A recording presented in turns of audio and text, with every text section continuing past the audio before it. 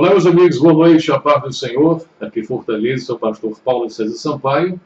Sejam mais uma vez muito bem-vindos ao meu canal PC Sampaio no YouTube, Rádio Benedictus FM, TV Benedictus, aqui de Fortaleza. Hoje, segunda-feira, dia 7, são 21h58, estou 2 minutinhos adiantados.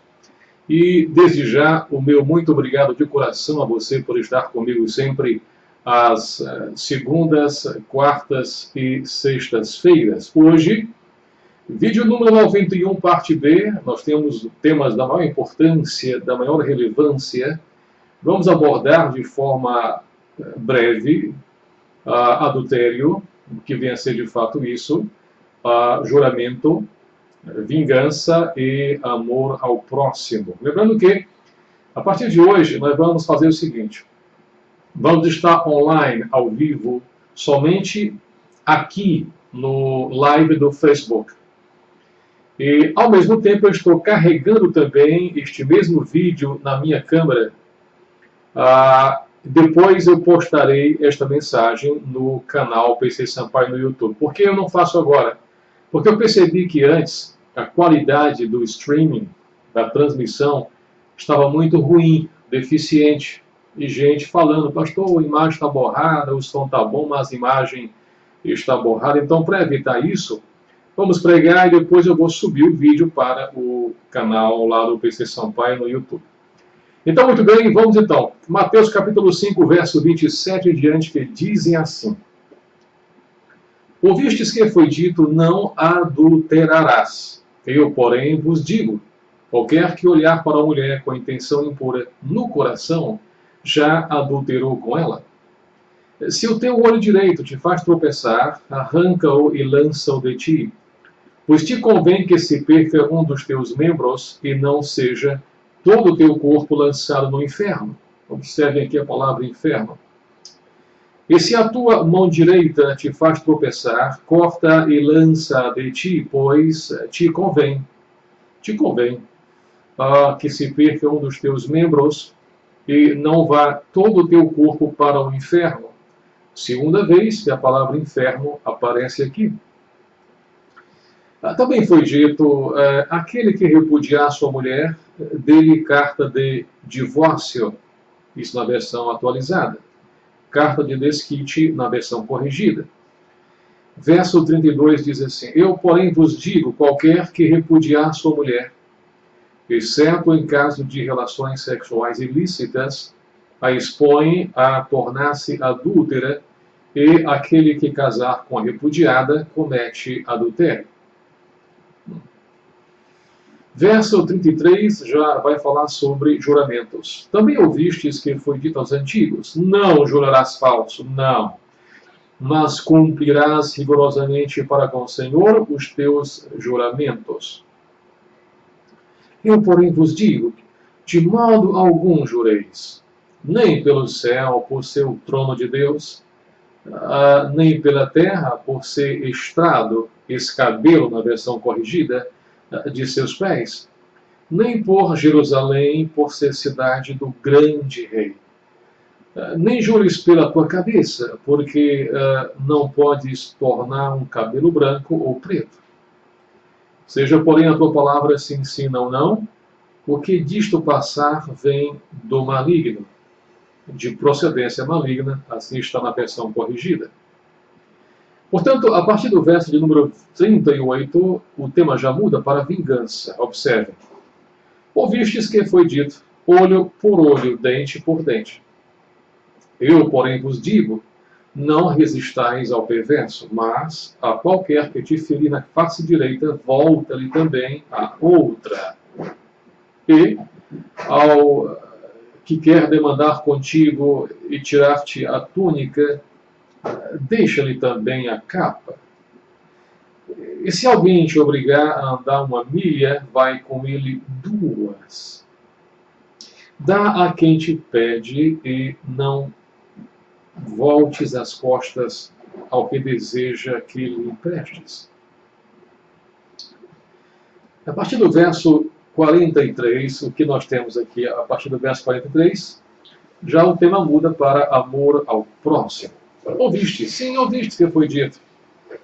Amarás o teu próximo e odiarás o teu inimigo. Eu, porém, vos digo, amai os vossos inimigos e orai pelos que vos perseguem,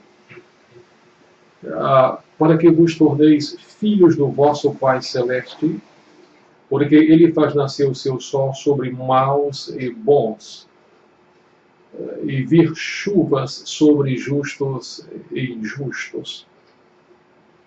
Porque se amardes os que vos amam, que recompensa tendes? Não fazem os publicanos também o mesmo? E se saudardes, devos saudardes somente os vossos irmãos, que fazeis demais? Não faz os gentios também o mesmo? Portanto, sede vós perfeitos, como perfeito é o vosso Pai Celeste. Não se preocupe, vamos explicar esta perfeição. Há uma diferença brutal entre uma perfeição, uma maturidade humana e a perfeição divina. Portanto, voltemos neste momento para a abordagem do adultério. Versículo de número 27. Ouvistes, e foi dito, não adulterarás. Eu, porém, vos digo, que qualquer que olhar para uma mulher com intenção impura no coração já adulterou com ela. Ora, no Antigo Testamento nós sabemos muito bem que se alguém fosse pego em flagrante adultério, os dois seriam apedrejados até a morte. Por mais de uma vez, o nosso bom Senhor Jesus teve a oportunidade de julgar e, se quisesse, ter apedrejado prostituta, alguém que havia sido pega em flagrante adultério. Passagem muito conhecida. E, no entanto, como vocês bem sabem, ele disse: quem tiver pecados, quem se achar que não tem pecados, não é? Que atire a primeira pedra. E foram saindo um por um, a começar dos mais velhos, carregados de pecados. E ficou só, estou aqui resumindo a passagem, ficou sozinho com a mulher. E perguntou-lhe: mulher, onde estão os teus acusadores? E ela respondeu: Senhor, se foram. E ele muito bem disse: ide em paz e não peques mais. Você me compreende? Portanto, o adultério sempre foi visto aos olhos de Deus como algo absolutamente pecaminoso. A palavra adulterar tem grande significado de muitas coisas, de muitas e muitas coisas. Na realidade, em algumas culturas, o homem tem a permissão para casar com várias mulheres. Tomemos como exemplo a cultura islâmica, a religião muçulmana, o islamismo, onde o homem pode casar-se com 2, 3, 4, 5, 7, 8 mulheres, ter um próprio harém, conforme as suas possibilidades financeiras. E isto é tido e aceito com grande facilidade e como, na verdade, um traço cultural. Ora, a Bíblia pensa absolutamente diferente deste tipo de comportamento.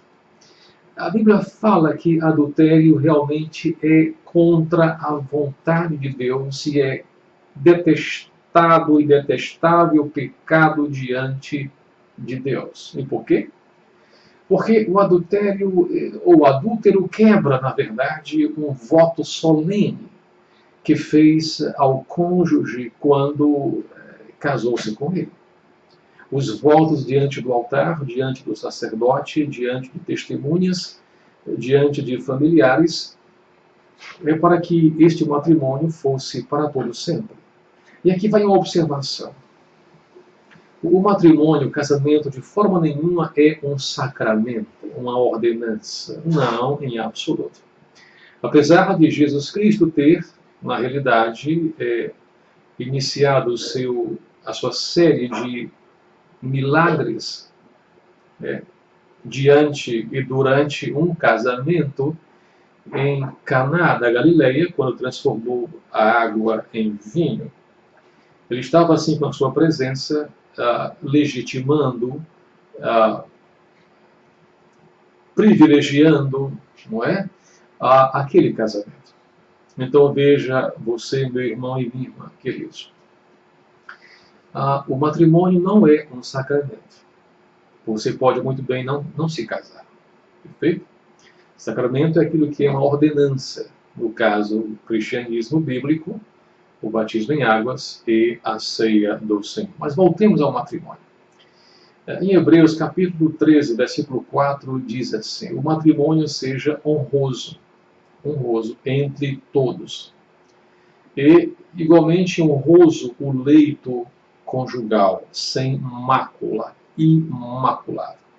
Portanto, o adultério não é uma coisa de só menor importância, de relevância menor, não, em absoluto. É algo gravíssimo, pecado gravíssimo. O adultério automaticamente põe fim ao casamento. Pode pôr fim. Ora, vejam só. A Bíblia permite que uma pessoa termine o casamento se seu cônjuge cometeu imoralidade sexual. Está em Mateus capítulo 19, verso 9. Isso significa que depois do ato de infidelidade, o cônjuge inocente tem o direito de decidir se continua com o cônjuge infiel ou se pedirá o divórcio. Você me compreende? Isso é uma decisão pessoal. A palavra de Deus é clara quanto a isso, a partir do verso 31. Também foi dito que aquele que repudiar sua mulher, dê-lhe carta de divórcio. Eu, porém, vos digo, qualquer que repudiar sua mulher, exceto em caso de relações sexuais ilícitas, a expõe a tornar-se adúltera. E aquele que casar, ou que casa, na outra versão, com a repudiada, comete também adultério. No tempo de Jesus, havia duas escolas rabínicas, digamos assim, competindo lá em Jerusalém, lá em Israel. A escola de Hillel e a escola de Shammai. Entre elas havia diferenças na abordagem quanto ao adultério e ao recasamento. Uma era absolutamente radical, no sentido de que somente no caso de relações sexuais ilícitas era-lhes aos dois permitido o divórcio. A outra, a escola dizia não, por qualquer motivo o cidadão pode lavrar carta de divórcio. Ora, eu quero aproveitar e dizer a vocês o seguinte. Existem duas posições bastante claras quanto a isso. A posição ultra-ortodoxa é aquela que diz assim, olha, a única razão, a única maneira, a única possibilidade da pessoa se casar de novo é no caso de adultério. Não há outra possibilidade. Você não pode casar de novo simplesmente por ter tido uma certa incompatibilidade de gênios, brigas, enfim. Esta é uma posição ultra-ortodoxa, né? E muitos pastores defendem isso. E, naturalmente, nós temos que respeitar. A outra posição, nós vamos encontrar exatamente aqui na Carta Paulina, permitam-me já buscá-la, Carta Paulina, capítulo de número 7, isso,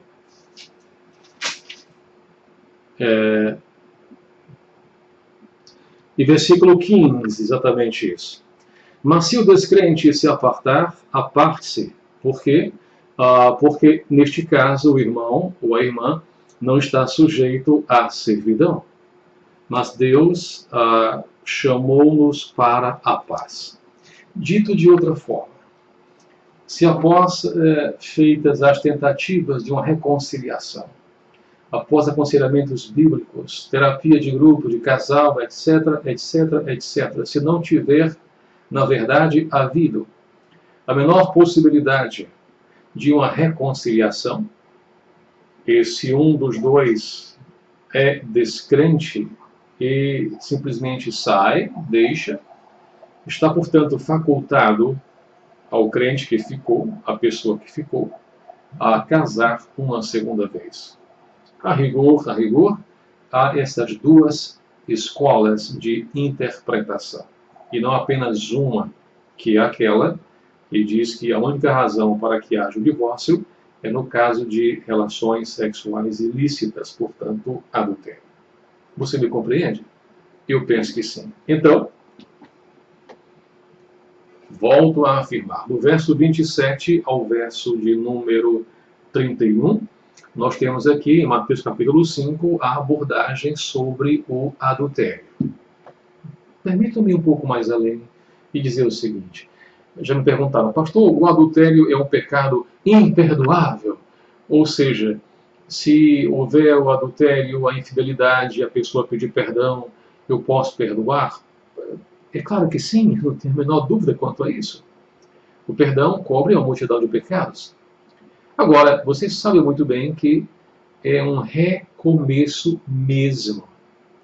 E até que se ganhe de volta a consciência entre os dois, a partilha, a cumplicidade, vai levar um certo tempo. Sejamos honestos quanto a isso, não é?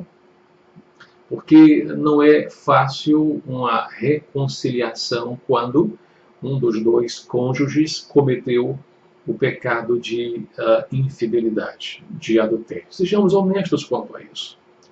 A letra é muito linda quando diz vamos perdoar 70 vezes 7. Mas eu particularmente duvido que você perdoe 2 vezes uma traição, uma infidelidade conjugal.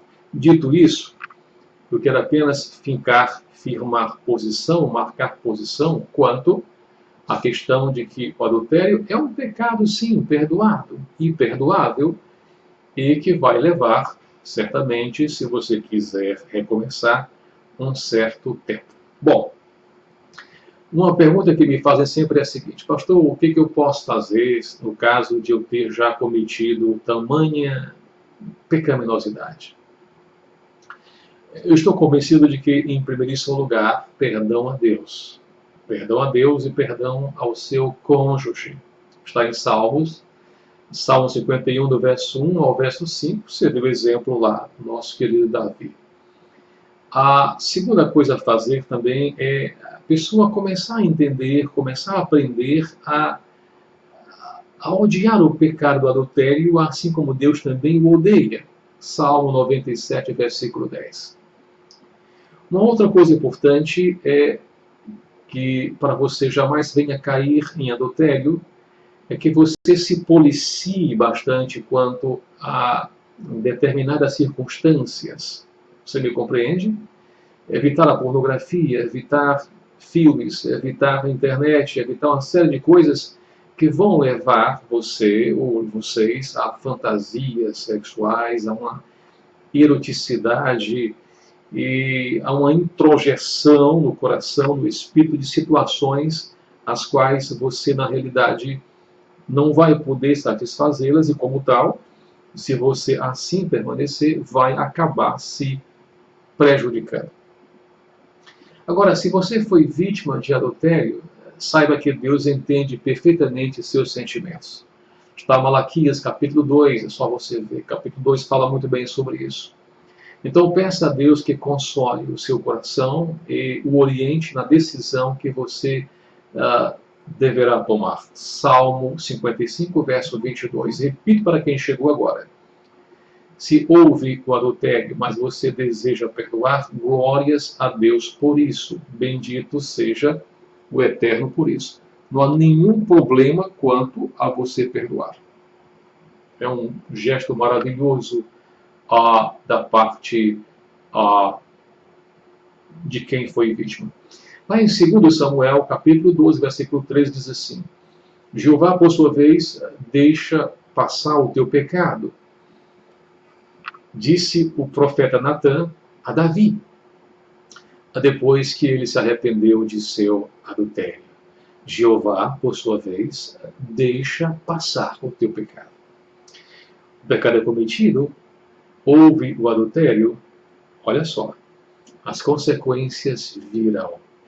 E virão em uma tal grandeza, de uma tal monta, que seria preferível que você jamais tivesse pecado. Ainda estou entre os versículos 27 e o versículo a 31. E para finalizar a questão do adultério, conceitos, digamos, extra-bíblicos quanto a isso. Adulterar, qualquer coisa que você tira a sua fórmula original, isso é uma intervenção no status quo original. Dito de outra forma, o leite está adulterado. A coisa foi adulterada. O próprio termo já diz claramente que alguma coisa foi feita que não deveria ser feita. Então, observem. Ouvistes que foi dito, não adulterarás. Eu, porém, diz o nosso bom Senhor, digo, qualquer que olhar para a mulher com a intenção impura no seu coração, já adulterou com ela. Quando alguém fala que o cristianismo é religião muito fácil, religião de paz, né? Tudo isso é uma meia-verdade. Vou explicar por que ela é meia-verdade, ou meia-verdade. Porque, de fato, embora seja uma religião de amor, ela, em alguns quesitos, em algumas circunstâncias, e aqui é uma delas, o cristianismo se mostra muito mais difícil do que o próprio judaísmo. Observem, os antigos diziam que não se poderia adulterar jamais. Não é? E para que tal acontecesse, era necessário que o casalzinho fosse pego na cópula, no ato, em flagrante adultério. E seriam os dois apedrejados até a morte, sem misericórdia, sem nenhum tipo de outra coisa. Aí vem Jesus e, para piorar a situação, ele diz assim, olha, se você olhar e no coração tiver aquela intenção, aquele desejo carnal, aquele desejo lascivo, e você permanecer com tal desejo, estou aqui explicando e parafraseando, que veja, o pecado não é que vem o pensamento na sua cabeça. Isso aí nós estamos todos suscetíveis de que tal aconteça. O pecado não é o pensamento vir, o pecado é você alimentar este pensamento. Pensamento este que não poderá ser realizado, porque se tal for, se assim acontecer, você vai estar cometendo gravíssimo pecado. Está claro isso? Amém. Que alegria, então. Muito bem. Olha só. O cristão deve tomar muito cuidado para não admirar cenas imorais como a de filmes, literatura pornográfica, etc, etc, etc. E é verdade, comentarista. Em segundo lugar, quanto a manter a pureza sexual, a mulher, igualmente como os homens, tem sua responsabilidade. Sim, tem. A mulher cristã deveria, observem bem isso em nome de Jesus, deveria tomar cuidado para não se vestir de um modo a atrair a atenção de todos na igreja para o seu próprio corpo.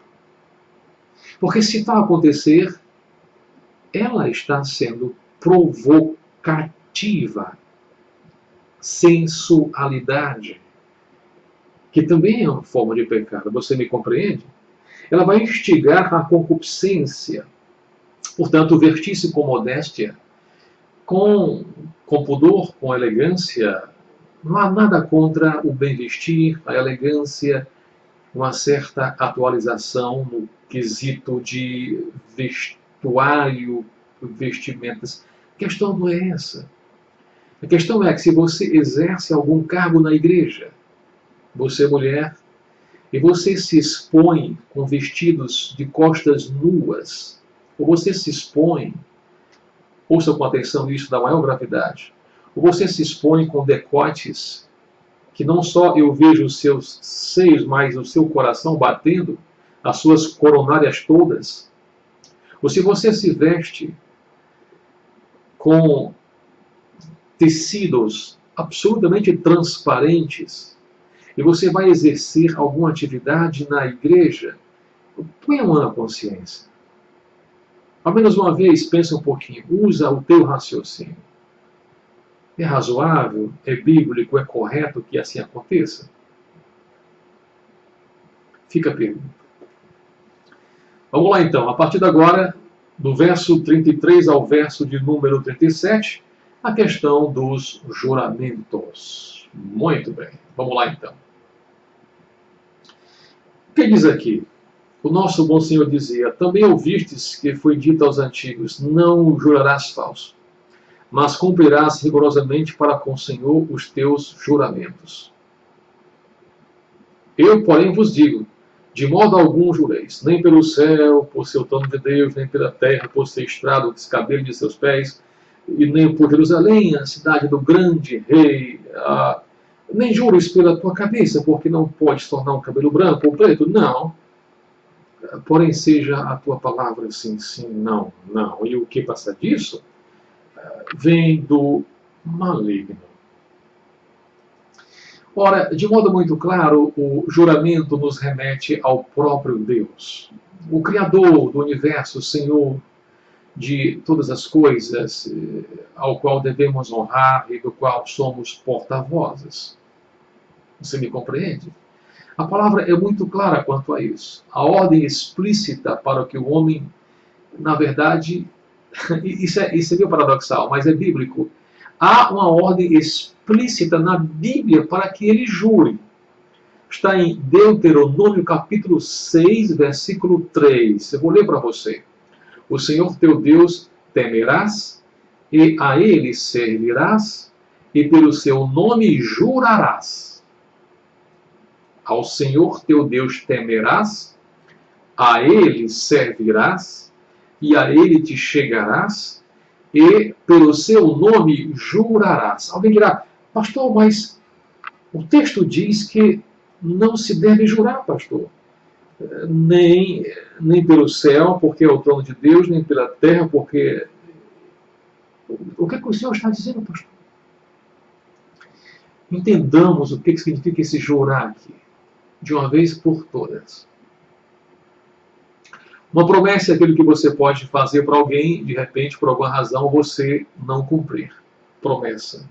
Há quem afirme categoricamente que promessa é dívida. Não é bem verdade, mas deixa para lá. Prometeu. Você prometeu? Pois cumpra.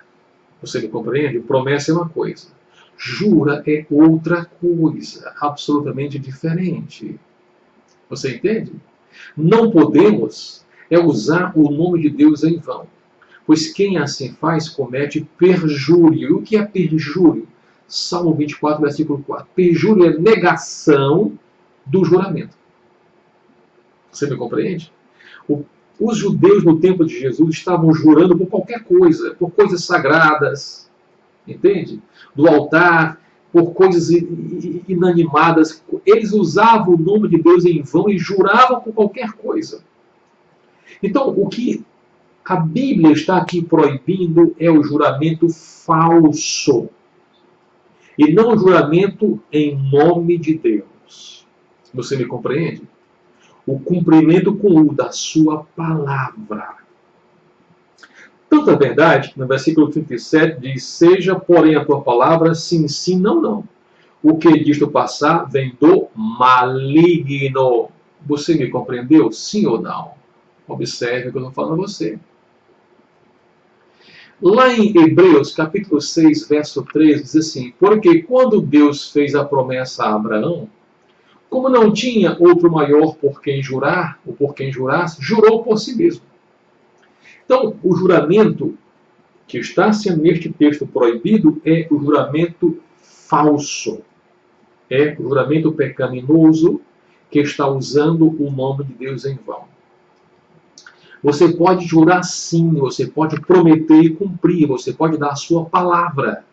Observem que, quando alguém vai a um tribunal, perfeito? Você vê isso em filmes também, ainda hoje, em alguns tribunais, se não em quase todos eles, a pessoa, na verdade, jura com a mão sobre a Bíblia, não é verdade? Por que faz isso? Porque juramento sério somente em nome do Senhor. Amém? Deu para entender bem? Então veja, jurar é dar a sua palavra, não é? E se você é sacerdote, se você é filho de Deus, se você é mulher de Deus, você pode sim jurar, desde que você cumpra a sua palavra. O juramento aqui que está sendo proibido é o juramento feito por coisas inanimadas sem vida e de modo irresponsável. Está claro isso? Graças a Deus. Então, se você tinha dúvida que você não podia jurar, agora não tem mais. Você pode jurar sempre. Desde que você jure em nome do Senhor e que você cumpra a sua palavra, o seu juramento. Bendito seja Deus. Estou aqui resumindo um estudo enorme que tem sobre juramento aqui na Bíblia Sagrada. Bendito seja Deus. Vamos lá então. Do versículo 38 ao versículo de número 42, vamos falar sobre vingança. Vingança. Já estou vendo aqui corações cantando: a minha vingança tem sabor de mel. Que coisa louca. Presta atenção. Ouvistes que foi dito olho por olho, dente por dente.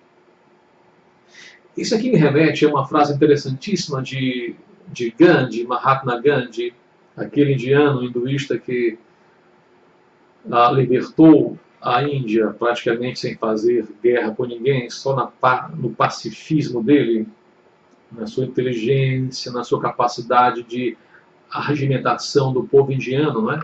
Todo mundo sabe da história. Uma das expressões que ele utilizava em relação à Bíblia Sagrada era a seguinte: olha, se os cristãos forem cumprir o que está no Antigo Testamento, olho por olho, dente por dente, ao final todos vão estar cegos e desdentados. Parece brincadeira, parece jocoso, mas é a mais pura verdade. Nós tivemos no Antigo Testamento uma radicalidade de tal monta que, de fato, em raríssimas oportunidades, em alguns períodos de 40 anos, houve paz no Antigo Testamento. Paz com Salomão, 40 anos, paz, não é verdade?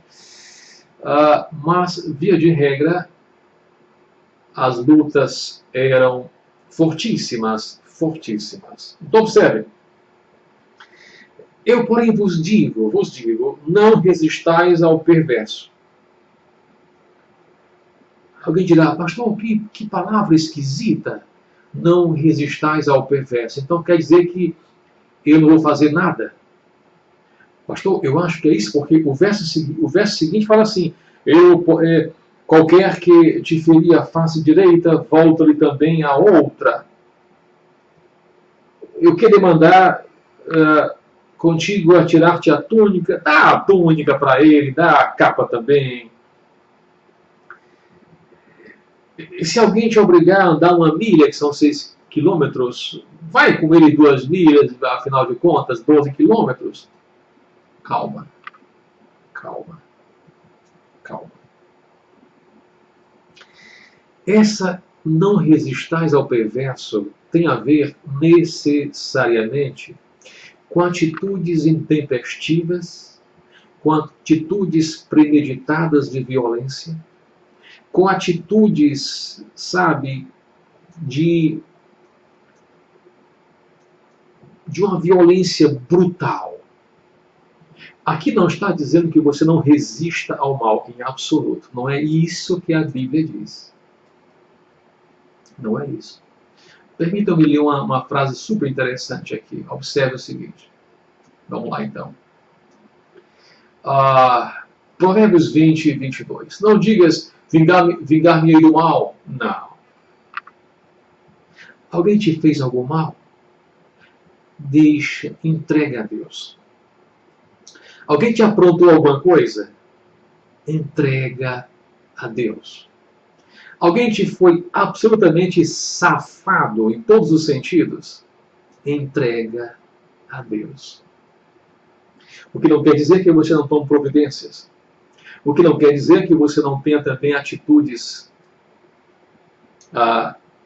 cidadãs. O que não quer dizer que você me compreendeu. Ainda bem que você compreendeu. Observe, Provérbios 24, verso 29. Não digas como ele fez a mim, assim lhe farei. Pagarei a cada um segundo a sua obra. Ora, isso é olho por olho, dente por dente. Vão morrer todos cegos e desdentados. Não é pecado você se irar. Pelo amor de Deus, aprendamos de uma vez por todas isso. Nós temos inúmeros, centenas, milhares de homens de Deus e mulheres de Deus que se iraram. A questão é, não se punha o sol sobre a vossa ira, entrega a Deus e deixa que ele vai aprontar, que ele vai resolver. Romanos 12, verso 19 e 21 dizem assim, ouçam com atenção. Não vos vingueis a vós mesmos. Percebe isso? Não vos vingueis a vós mesmos, meus amados. Mas dai lugar à ira. A minha ira? A sua ira? Não. A ira de Deus. Eu vou repetir devagar. É Romanos 12, verso 19 e 21. Não vos vingueis a vós mesmos, amados, mas dai lugar à ira de Deus. Porque está escrito, minha é a vingança. Deus, eu o recompensarei, diz o Senhor. Não te deixes vencer do mal, mas vence o mal com o bem. Ele quer te levar a túnica? Dá a capa também. Ele quer te levar alguma coisa, alguma entrega. Dê tudo, conceda, leva, é teu. Tudo é teu. Deixa que Deus faz a obra. É uma questão de tempo. Isso aí, nós temos já experiência de vida, são 54 anos na estrada. A gente sabe que é assim que funciona. Ninguém que faz o mal vai gozar dos seus benefícios para o resto da vida. A fatura vem e vem ligeira. E vem ligeira. Tiago 1, verso 19, parte B. Mas todo homem seja pronto para ouvir, tardio para falar e tardio para se irar. Você entendeu o que eu disse? Eu vou repetir para você. Tiago 1, 19b. Mas todo homem seja pronto para ouvir. É melhor ouvir e de imediato. Agora, tardio para falar. Você fala só depois. Deixa que a galera se exalte, bota para fora as suas intenções, segundas, terceiras, quartas e quintas. Ao final você fala. E tardio para se irar. Não adianta. Agora, veja bem, tardio. O que não quer dizer que você não se ire. Todos nós nos iramos, em menor escala ou em maior escala. Chega em um ponto em que a gente não vai ficar calado pelo resto da vida. Não é? Porque a conivência com o pecado é a pior das desgraças que alguém pode ter. Ou pode fazer, ou pode permitir. Você me compreende, sim ou não? A frouxidão, a falta de caráter, não é? O comodismo é uma das coisas mais temerárias e mais repudiadas de toda a Bíblia Sagrada. Se você ler direitinho as cartas paulinas, cartas petrinas, cartas joaninas e também a epístola de Judas, você vai entender o que eu estou falando. Você me compreende? Então, a vingança pertence a Deus. E você tem o direito, sim, de se irar. É só você ler na Bíblia Sagrada. Agora, não se ponham só sobre a vossa ira, entrega a Deus. Deixa para lá. Uma expressão bem popularesca de hoje. Deixa para lá e Deus vai fazendo a obra, porque a obra é dele, não é assim? Não é assim? Se alguém te fez um mal, se alguém no trabalho te aprontou, se alguém na escola te aprontou, na universidade te aprontou, e você tem a convicção de que você está com a verdade vai se mostrar. De maneira muito clara, muito tácita, muito irrefutável. Todos pecamos, todos erramos, todos temos nossos problemas e defeitos. E Deus há de julgar cada um de nós segundo a justiça e a justeza dele. Bendito seja Deus. Vamos lá então. O que podemos mais falar sobre isso? Então, maravilha. Isso então. Muito bem, muito bem. Vamos lá então. Já falamos sobre adultério, para quem chegou agora, falamos sobre juramentos, falamos sobre vingança e, para finalizar, sobre amor ao próximo. Verso 43, ouviste que foi dito, amarás o teu próximo e odiarás o teu inimigo. Isso aqui era Antigo Testamento, não é? Eu, porém, vos digo que amai os vossos inimigos e orai pelos que vos perseguem. Percebem como é difícil? Quem disse que era fácil? Quem disse que era fácil ser crente? O que nós vemos hoje em dia, mais do que nunca, e esse hoje em dia já são de décadas para cá, é uma facilidade que alguns estão pregando o evangelho mentiroso, fraudulento, herético, safado, com horas marcadas para tudo. Milagres, prosperidade, etc, etc, etc. Como se fosse isso a expressão da verdade. Mas não é. Você me compreende? Não é. Eu, porém, vos digo, amai os vossos inimigos e orai pelos que vos perseguem. Acaba de corroborar, confirmar o que eu falei há pouco, não é verdade? Para que vos torneis filhos do vosso Pai Celeste. Sabe por quê?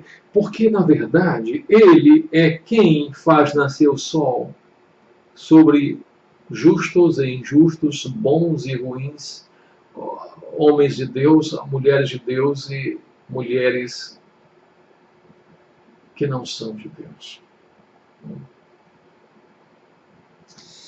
A questão é gravíssima, porque se amardes os que vos amam, que recompensa tendes, não é? Agora, amar aqui não significa você estar na casa dele todo santo dia, na casa dela, você me compreende? Com ilações, fofocas, mexericos e etc. Isso não vem de Deus, não. Não vem de Deus. Não vem de Deus. E se saudardes, e se cumprimentardes somente os vossos irmãos, que fazer demais?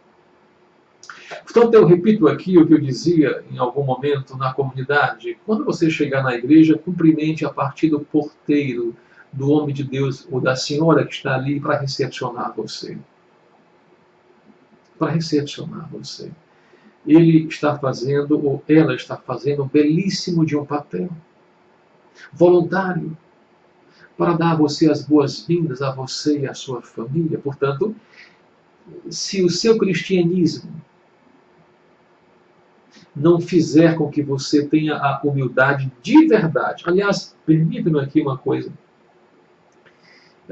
Quando alguém começar a enfatizar demais humildade, eu sou humilde, ou isso é humildade, ou é porque essa pessoa não é humilde coisíssima nenhuma.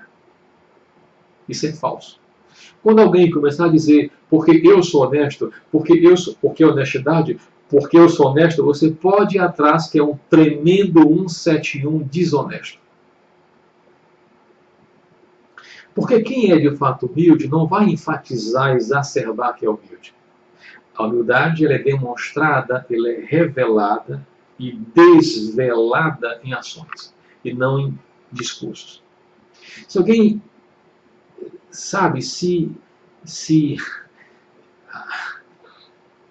insufla, né, enfatuadamente de que eu sou honesto porque honesto, pode ir atrás que aplica golpes, sabe, de tal monta que é um negócio diabólico.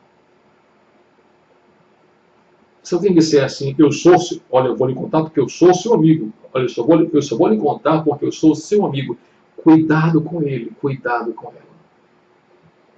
não é amigo coisa nenhuma. A experiência prova isso. E você sabe disso. A amizade é um sentimento do coração. Eu não preciso estar dizendo para você que sou seu amigo. Eu sou ou não sou. Está claro isso? Estamos quase no final, meus irmãos queridos.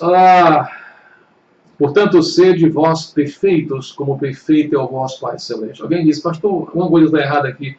Como é que eu vou ser perfeito? Ninguém é perfeito, pastor. Perfeito só Deus. Calma. Claro que perfeito, no sentido de imaculado coração, para usar uma expressão catolicíssima, imaculado coração, realmente são Deus. Mas o termo no original aqui de perfeito não quer dizer perfeição sem mancha, perfeição sem erro. Este perfeito aqui, a rigor, procurem Bíblias boas sobre isso e estudos sobre isso, e verão que a perfeição aqui tem a ver com maturidade. Maturidade. Busca pelo sagrado, busca por aprender, busca pelo ensino, busca por saber mais, não por acumulação ou acúmulo de conhecimentos. Não, pelo amor de Deus, não. Sede perfeitos. Sejam maduros. Sejamos perfeitos. Deixemos essa imaturidade, esta coisa piegas, este cristianismo feijão com arroz, essas segundas, terceiras, quartas e quintas intenções, esta inveja diabólica das coisas. Não, não é isso que Deus quer. Não é isso que Deus quer de nós. De forma nenhuma. De forma nenhuma. Um abraço a você, obrigado pela sua audiência, que Deus possa abençoar você e sua família. Lembrando que as noites de segundas, quartas e sextas-feiras, nós temos um encontro marcado aqui na Rádio Benedictus e TV Benedictus, que, graças a Deus e mercê de companheiros e companheiras que têm nos ajudado, em breve vamos estar no ar, em nome de Jesus, com nossa Rádio Benedictus FM. Obrigado mais uma vez. Por favor, inscreva-se em nosso canal. Compartilhe deste ministério. Estamos de corações abertos. Qualquer pergunta que você tenha, você pode utilizar os nossos canais, o nosso e-mail, o nosso Skype, o nosso celular, que estão aí na tela. Tem o WhatsApp também. Aí você pode perguntar o que você quiser, na hora que você quiser. Sempre haverá um espaço para responder. Quero deixar bem claro, eu não sou o sumo pontífex em teologia, sou apenas um pastor, um pesquisador, um curioso, um estudioso. Aquilo que eu não souber, vou pesquisar e perguntar quem sabe. O que eu não quero fazer e não farei é dar a você uma resposta antibíblica. Tudo que nós aqui falarmos, tudo que nós aqui ensinarmos, tudo vai estar fundamentado na palavra de Deus.